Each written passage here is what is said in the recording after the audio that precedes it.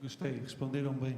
Em primeiro lugar, quero agradecer à Bianca e ao Ricky, apesar de que eles saíram aqui um momento, por este hino tão especial, não é?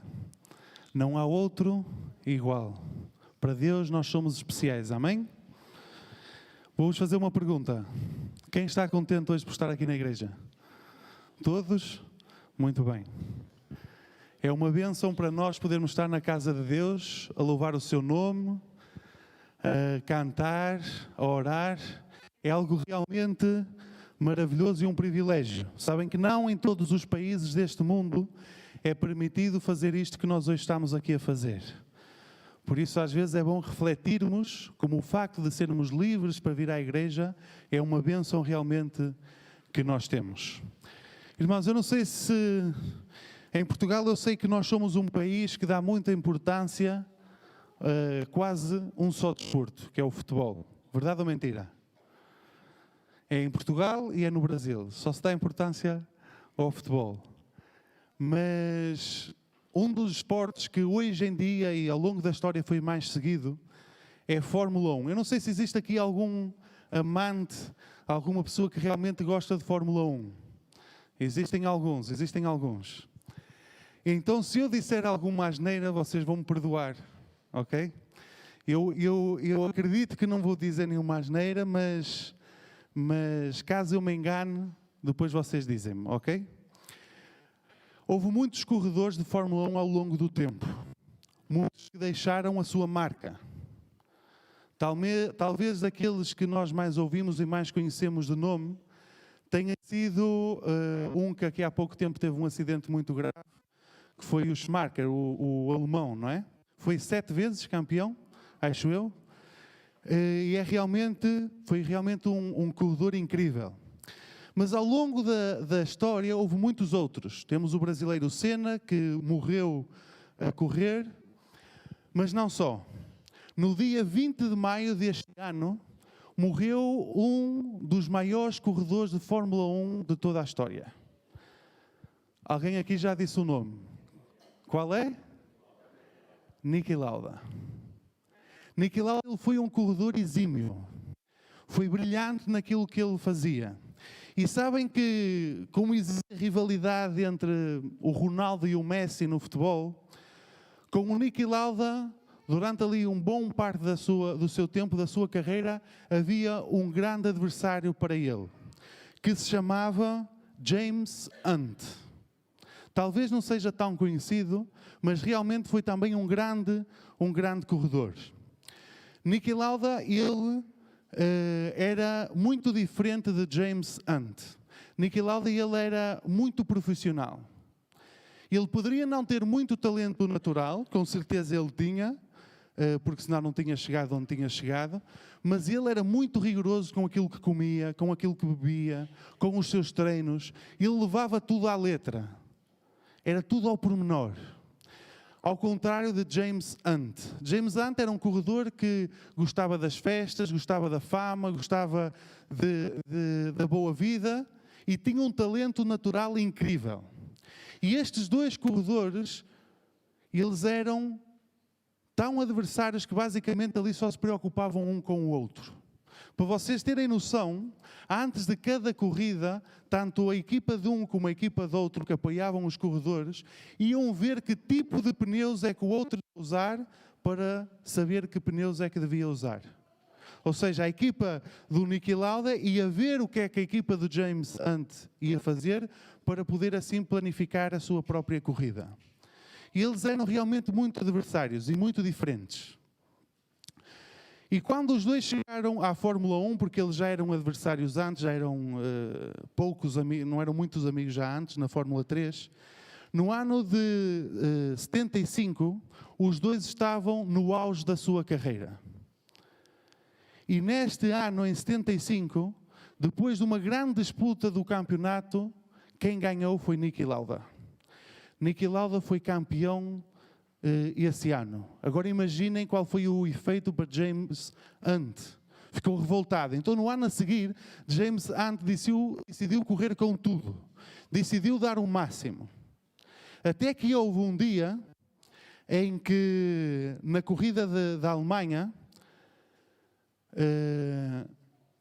no ano de 76, Niki Lauda ele estava à frente em pontos, mas Niki Lauda, apesar de realmente querer ganhar, ele era uma pessoa muito preocupada também com a segurança. E ele acreditava que, ok, nós podemos arriscar até um ponto, mas a partir de um ponto, o melhor é cancelar uma corrida. E aqui Niki Lauda, ele pediu para cancelarem a corrida, porquê? Por causa do tempo. Estava tanta chuva que ele considerava que o mais seguro era que não houvesse a corrida. Mas James Hunt, que estava atrás em pontos, não lhe interessava isto, porque era menos uma corrida que ele ia ter para recuperar a desvantagem. Então ele insistiu, não, nós vamos correr. E como James Hunt era uma pessoa muito sociável, muito extrovertida, que gostava de festas, ele tinha muitos amigos corredores. Enquanto que Niki Lauda, por causa da sua personalidade mais séria e mais rigorosa, as pessoas normalmente não gostavam muito do Niki Lauda. Então James Hunt influenciou os outros corredores para que todos votassem que a corrida deveria haver. Sabem o que é que aconteceu nesse dia? Niki Lauda teve um acidente. Ficou preso no seu carro. O carro pegou fogo. E ele ficou com severas queimaduras por o seu corpo, incluindo a sua face. E diz-nos que este corredor, o Niki Lauda, ele foi levado de urgências para o hospital. E havia dois grandes problemas. Um era a sua pele queimada e o segundo, ainda mais grave, eram os resíduos tóxicos que ele tinha ficado nos pulmões por causa do fumo, do combustível a queimar. Então os seus pulmões estavam cheios, permitem-me a palavra, de porcaria. Porque os seus pulmões realmente estavam negros.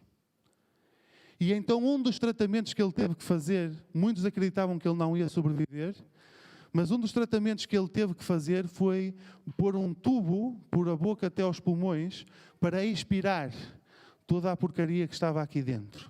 Dizem que é dos tratamentos mais dolorosos que existe. Mas sabem que Niki Lauda era um homem decidido.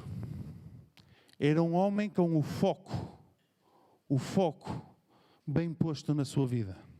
E ele, durante este tratamento, sabem o que é que ele fazia? Ligava à televisão para ver as corridas de Fórmula 1 que estavam a acontecer enquanto ele estava a receber tratamento. E sabem quem é que estava a ganhar cada corrida que ele estava a fazer? Tentem adivinhar. James Hunt, o seu inimigo. E ele diz-nos, o Niki Lauda diz que o seu objetivo sempre que estava a receber tratamento era ver uma corrida em que James Hunt ganhava. Porque era isso que lhe dava a força para aguentar o tratamento. E apesar de toda a gente pensar que ele nunca iria conseguir,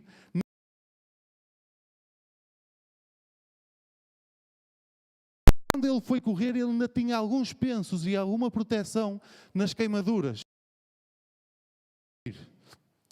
Mas ainda assim ele decidiu correr. E na última corrida dessa época, no Japão, nós vemos que se o Niki Lauda vencesse, ele ganhava a competição, mas se James Hunt ganhasse, quem ganharia seria James Hunt. Ou ganhava um ou ganhava outro. E o que aconteceu foi que, nesse dia, na corrida do Japão, a chuva voltou à pista. Voltou-se a falar em parar a corrida. E mais uma vez todos decidiram em não fazê-lo. E Niki Lauda estava decidido a fazer aquela corrida. Chegou a ir ao carro, até ao seu carro. Mas a sua mulher, antes dele ir, pediu, não corras. Por favor, não corras. Mas a verdade é que se Niki Lauda não corresse, ele sabia que quem ia ganhar o prémio, quem seria? James Hunt. Seria o campeão desse ano. E ele chegou a dirigir-se até ao carro, mas pensando na esposa, pensando na sua família, ele decidiu não correr. Sabem porque... E nesse ano quem ganhou foi James Hunt. No ano de 76, o campeão mundial de Fórmula 1 foi James Hunt, Porque Niki Lauda decidiu não correr nesse dia. Sabem porquê? Porque Niki tinha as prioridades bem assentes na sua vida. Ele não estava disposto a sacrificar aquilo que era mais importante para ele, que era a sua família. Ele sabia que, apesar de ter muito foco, ter muita vontade, amar a Fórmula 1, amar ganhar, ele sabia o que era mais importante na sua vida. Sabem o que é curioso? É que em 77, Niki Lauda voltou a ser campeão e no ano de 84 também. James Hunt nunca mais foi campeão. Isto porque Niki Lauda sabia o que realmente era importante na sua vida. A sua família estava em primeiro lugar. Agora nós podemos fazer uma pergunta como cristãos. Será que eu sei onde é que deve estar o meu foco? Será que eu sei o que é realmente importante para a minha vida? Será que eu sei qual deve ser a prioridade? Será que eu sei qual deve ser a minha principal preocupação? Eu ia vos convidar a abrir no livro de 2 de Crónicas.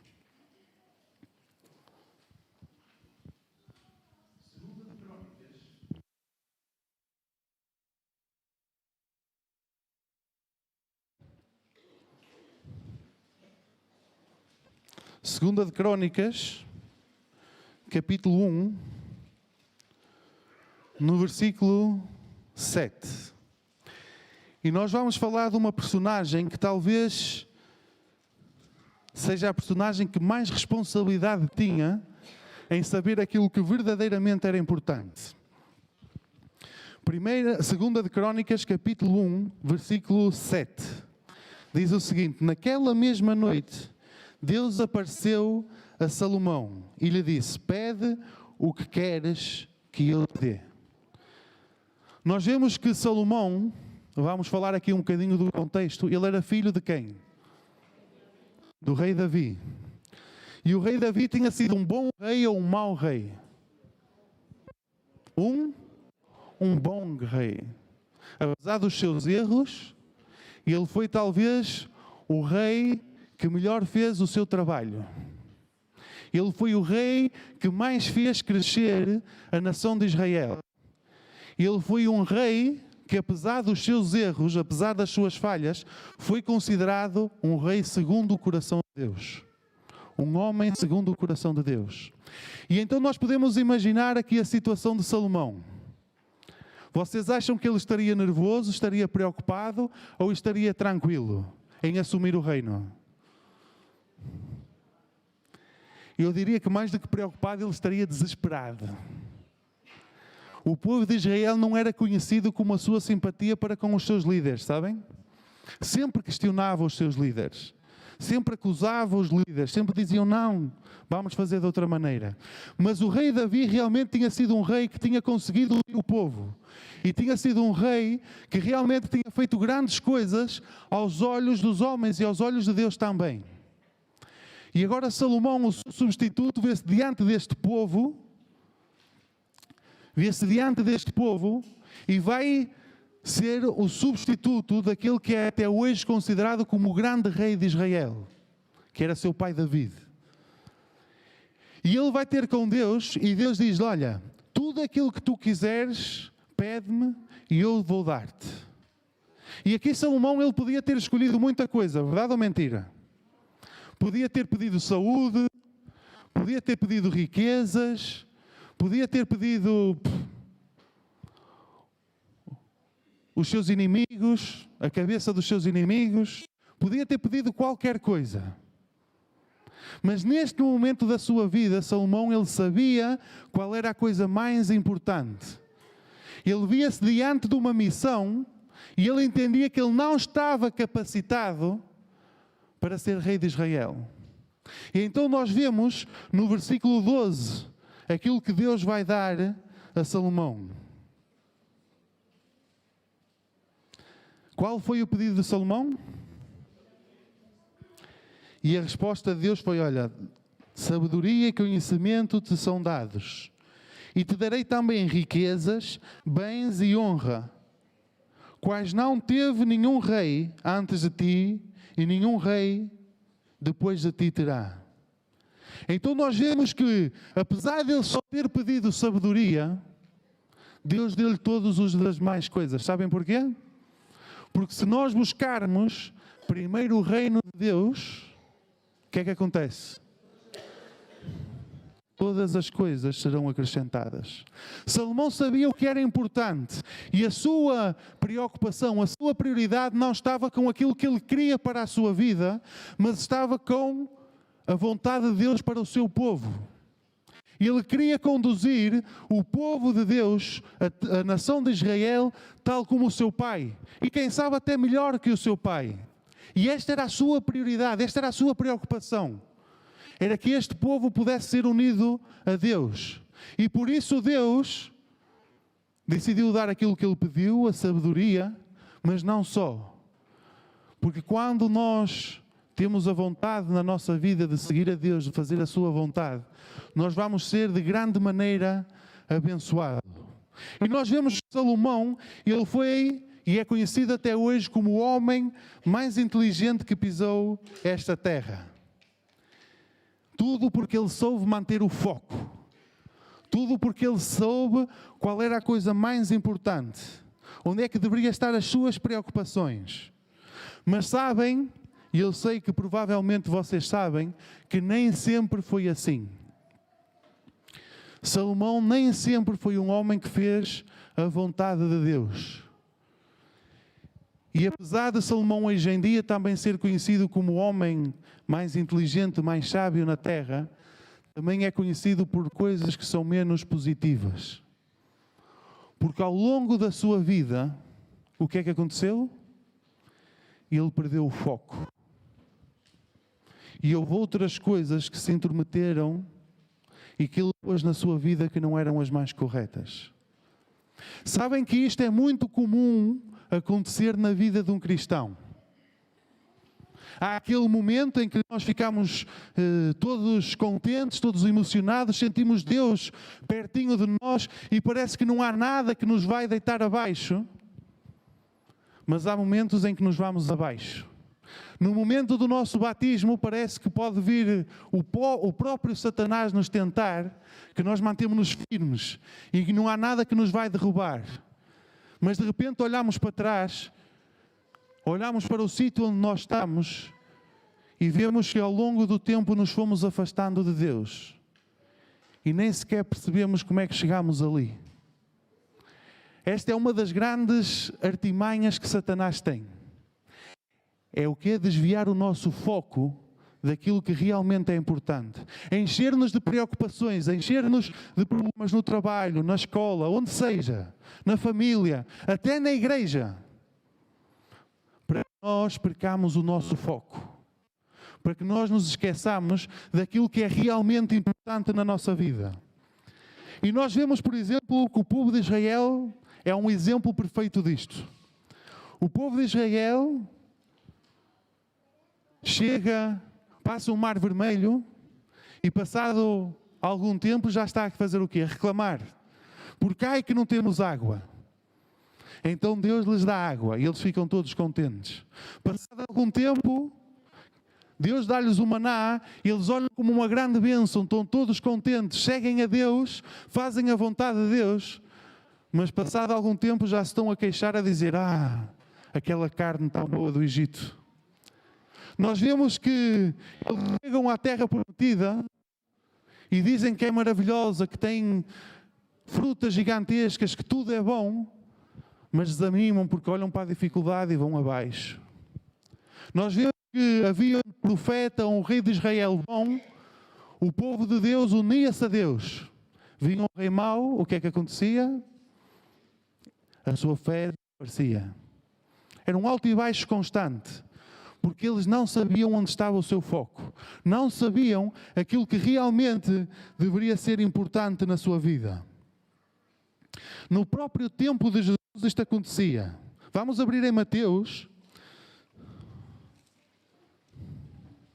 no capítulo 12.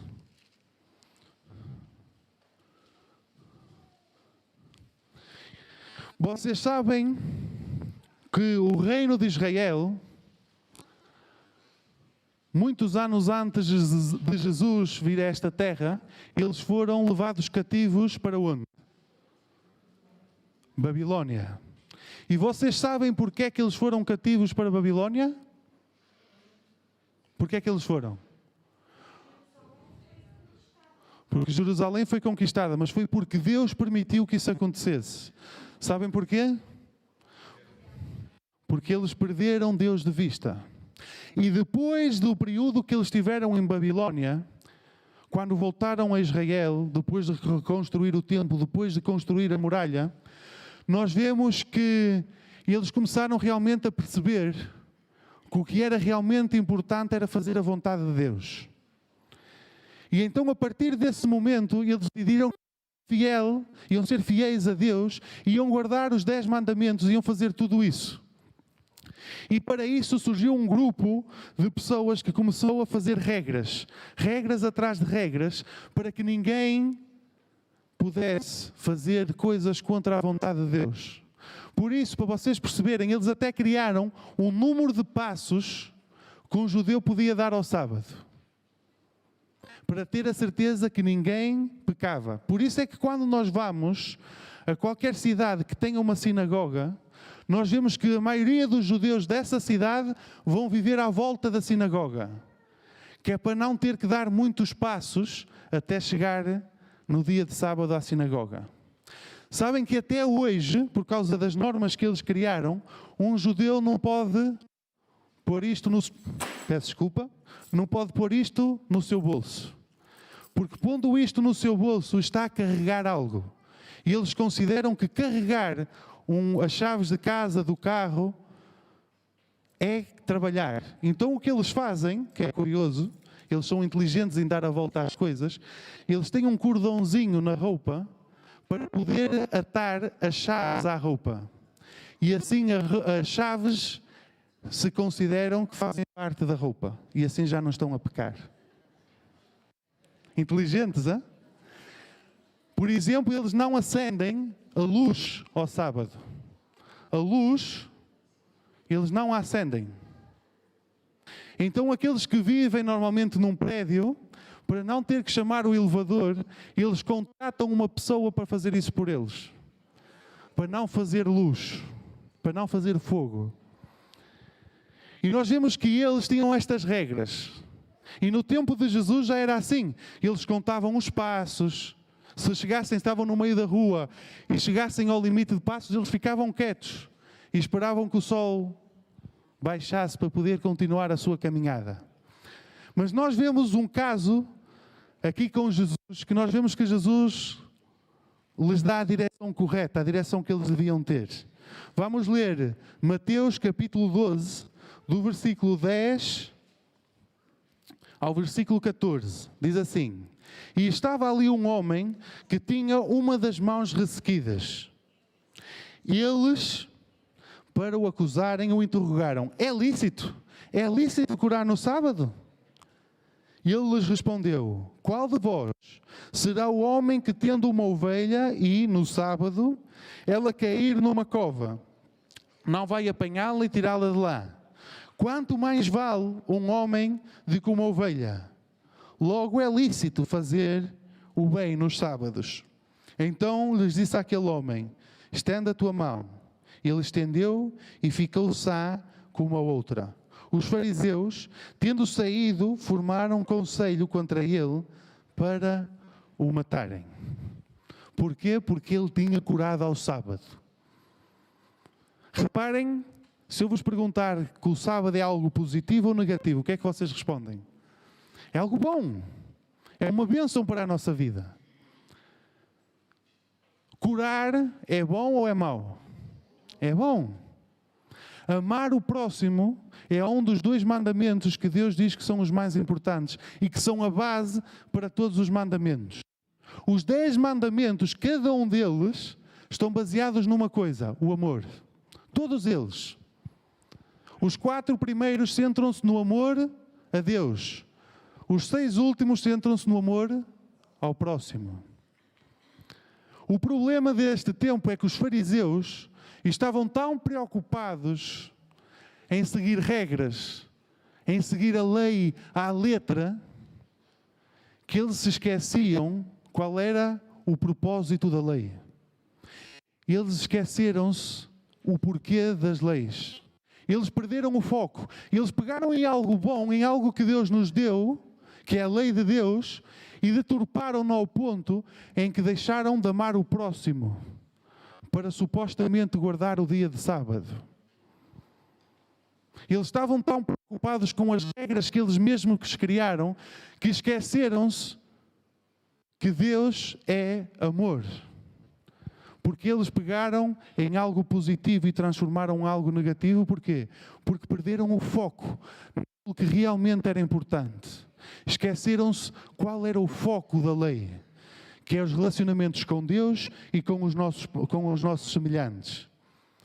E assim podíamos dar um sem número de exemplos de pessoas que perdem o foco e, apesar de se calhar estar até na igreja, quem sabe, não se lembrarem daquilo que realmente é importante. O jovem rico, por exemplo. Um jovem da igreja, um jovem que seguia a lei de Deus, os 10 mandamentos à letra, mas que o seu foco não estava verdadeiramente em Deus.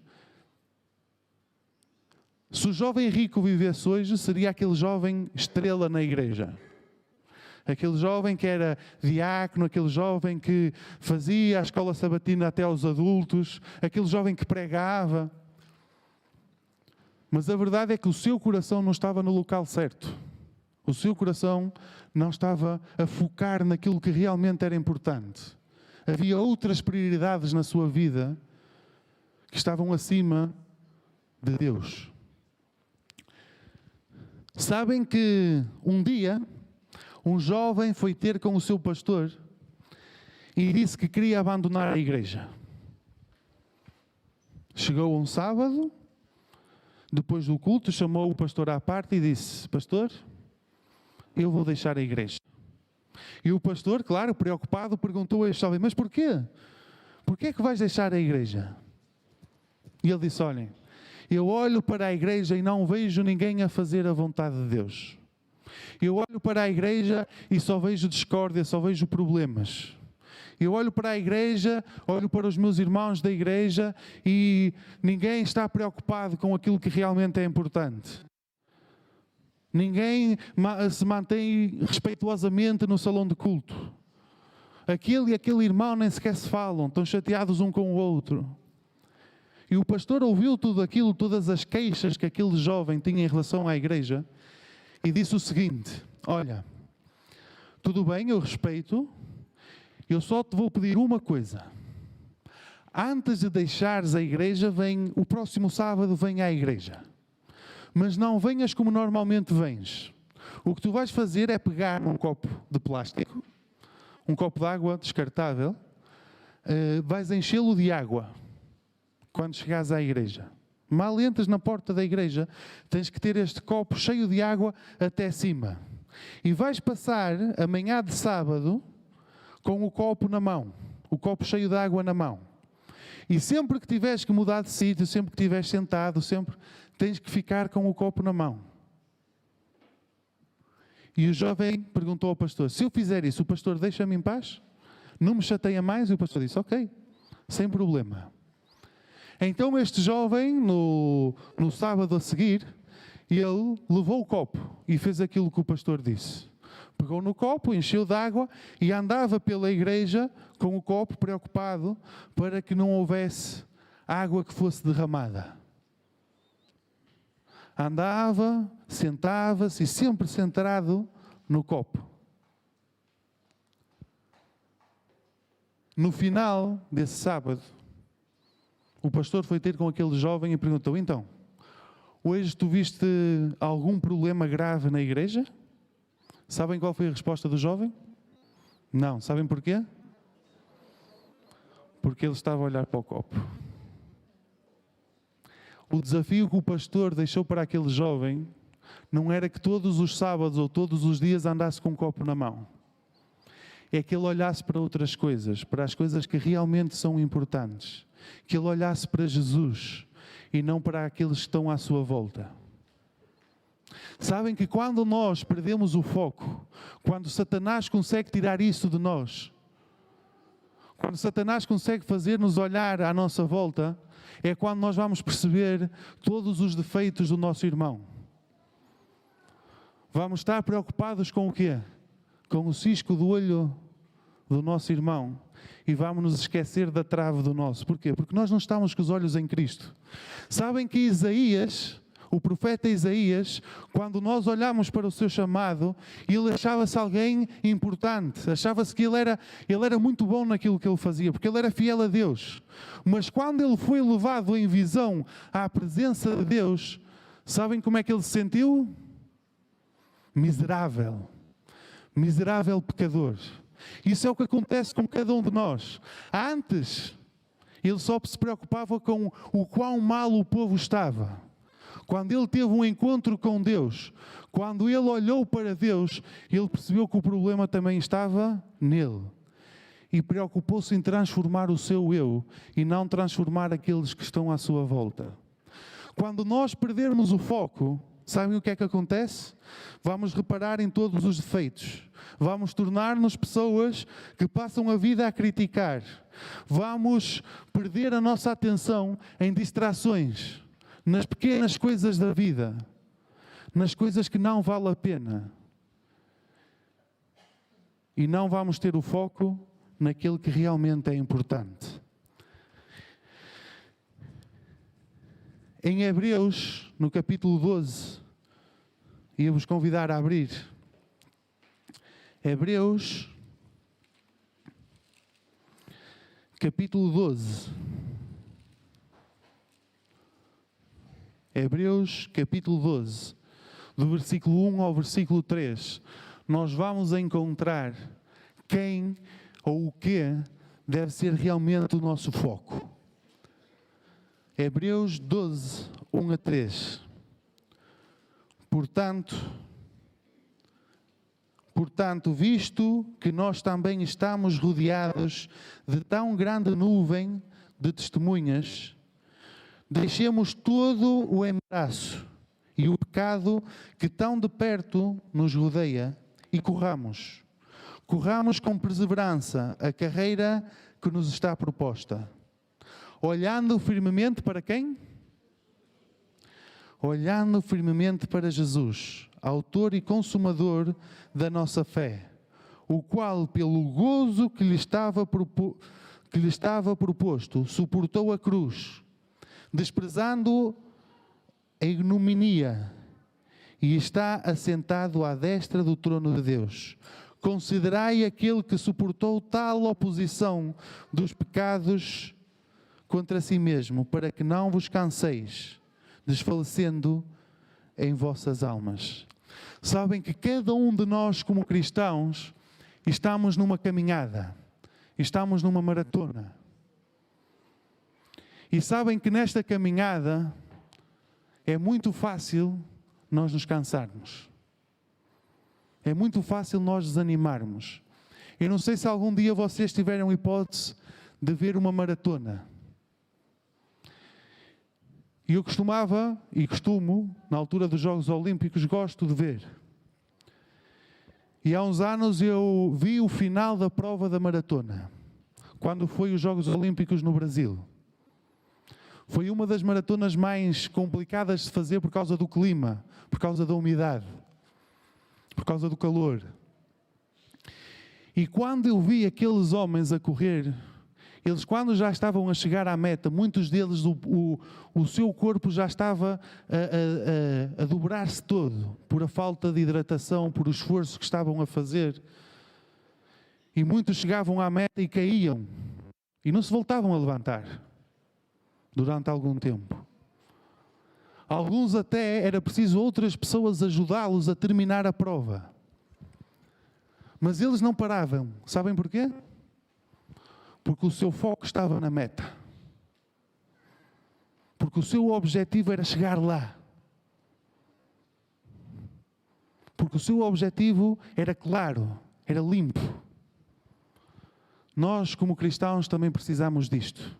Paulo diz aqui que nós devemos ter os olhos em quem? Em Jesus. Não é no pastor, não é nos nossos irmãos, não é no ancião, não é nos diáconos. É em Jesus. Jesus deve ser o nosso foco. Sermos igual a Jesus deve ser a nossa prioridade. Eu não estou aqui a falar de perfeccionismo, não. Eu estou a falar numa luta que eu preciso ter na minha vida, de ter o meu caráter semelhante a Ele. Não quer dizer que nós não tenhamos dificuldade, como aqueles homens que chegam à meta a arrastar-se. Todos nós que estamos neste caminho sabemos, todos nós somos pecadores. Todos nós cristãos que estamos nesta sala sabemos que todos somos pecadores. E não foi por nos batizarmos que deixámos de pecar. Não, continuamos sendo pecadores. Mas somos pecadores com os olhos postos em Cristo. A nossa prioridade não são as coisas deste mundo. A nossa vontade não é a vontade deste mundo. Ou pelo menos não deveria ser. A minha vontade devia ser estar com Cristo, ser como Cristo e sermos verdadeiros cristãos. Sabem que Jesus diz que é o caminho, a verdade e a vida. Jesus é o caminho, é aquele que nos ensina por onde andar, para onde ir, que nos dá luz para aquilo que deve ser a nossa vida, o nosso futuro. É a verdade porque é a resposta a todas as perguntas da nossa vida. É a verdade porque Ele sempre tem aquilo que nós precisamos para o nosso momento. E é a vida porque Ele tem um presente que é a vida eterna para nos dar. Que realmente os nossos olhos, o nosso foco possa ser Cristo. E quando isso acontecer, nós vamos ver que a nossa vida se vai transformar completamente. Que não percamos o nosso foco. Um bom sábado.